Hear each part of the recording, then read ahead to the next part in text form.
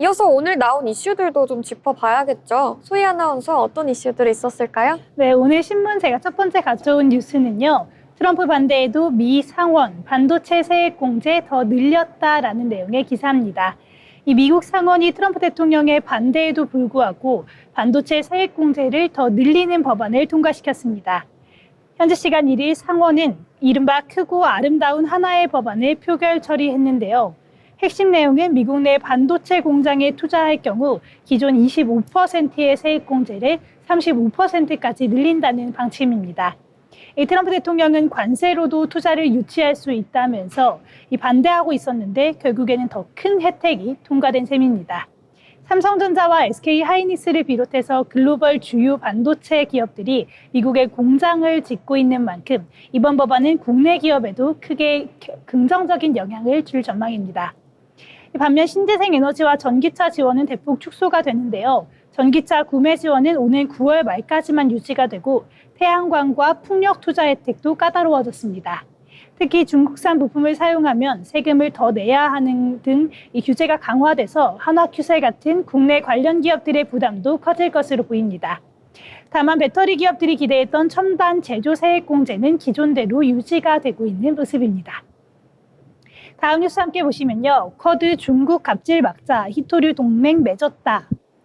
미국, 일본, 호주, 인도 4개국 안보협의체인 쿼드가 히토류 같은 핵심 광물의 중국 의존도를 줄이기 위해서 손을 잡았습니다. 현지 시간 1일 워싱턴 DC에서 열린 외교장관 회의에서 쿼드는 핵심 광물 이니셔티브를 공식 출범하기로 했는데요. 4개국은 특정 국가에 과도하게 의존하는 건 산업과 국가 안보를 심각하게 위협할 수 있다면서 이 중국을 직접 언급하지는 않았지만 사실상 중국 견제를 분명하게 하는 모습이었습니다. 이번 협력은 고율 관세를 부과한 미국에 맞서서 중국이 히토류 수출을 규제해온 데에 대한 대응 성격이 짙은 것으로 보입니다. 특히 일본 같은 경우 핵심 광물 개발부터 생산, 공급망 구축까지 구체적인 협력을 이어가겠다면서 적극적인 태도를 보였고요. 인도도 자유롭고 개방된 인도 태평양이라는 표현을 통해 중국 견제 의지를 분명하게 밝혔습니다. 다음 소식도 함께 보도록 하겠습니다. 골드만삭스의 경고, 서클인터넷 반토막 날 수도. 미국 주식 서클인터넷이 요즘 서학개미 사이에서 뜨거운 관심을 받고 있습니다. 글로벌 투자은행인 골드만삭스가 주가가 반토막이 될 수 있다는 경고를 날렸는데요. 현지 시간 지난달 30일 골드만삭스는 서클인터넷에 대한 투자 의견을 중립으로 제시하고 12개월 목표 주가를 83달러로 선정했습니다. 현재 주가 대비 50% 넘게 하락할 가능성이 있다고 보는 건데요. 이 서클인터넷의 경우 달러에 연동되는 스테이블 코인 USDC를 발행하는 회사입니다. 가상자산 시장 내 결제 인프라를 확장하면서 빠르게 성장을 하고 있지만 현재 주가엔 기대감이 과도하게 반영됐다는 분석이 나오고 있습니다. 앞서 JP모건도 서클인터넷 목표 주가를 80달러로 제시하면서 비중 축소를 권고한 바가 있는데요. 국내 전문가들도 스테이블 코인 거래 대부분이 여전히 가상자산 시장에 국한되어 있기 때문에 현실적인 한계를 지적하고 있습니다. 서클인터넷 주가는 최근 한 달 새 3배 넘게 급등을 했다가 이미 고점 대비 30% 이상 하락한 상황입니다. 추락 하락 가능성에 이 투자자들의 불안도 커지고 있는 상황입니다. 다음 소식 보겠습니다. K2 전차 구조 수출, K방산 새 역사 썼다. 국내 반위 산업이 또 한 번 기록을 세웠습니다. 현대로템이 폴란드에 9조 원 규모의 K2 전차를 수출하기로 한 건데요. 우리 방산 역사상 단일 수출 계약으로는 역대 최대 규모입니다. 이번 계약으로 K2 전차 180대가 공급이 되는데 절반 이상은 국내에서 생산하고 나머지 절반은 폴란드 현지 공장에서 제작됩니다.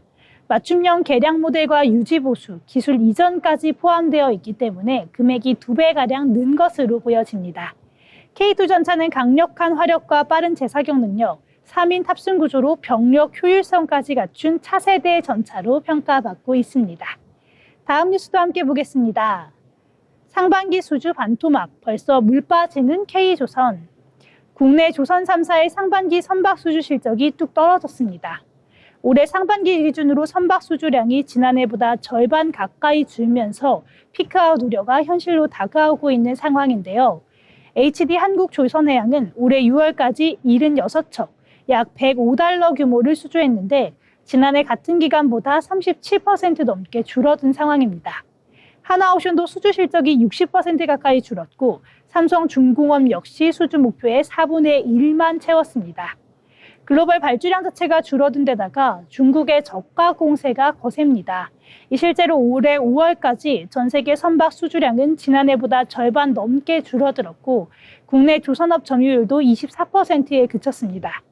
다만 하반기에는 LNG 운반선과 해양 플랜트 같은 고부가 가치 선박을 중심으로 수주가 회복될 가능성이 기대가 되고 있는 상황입니다.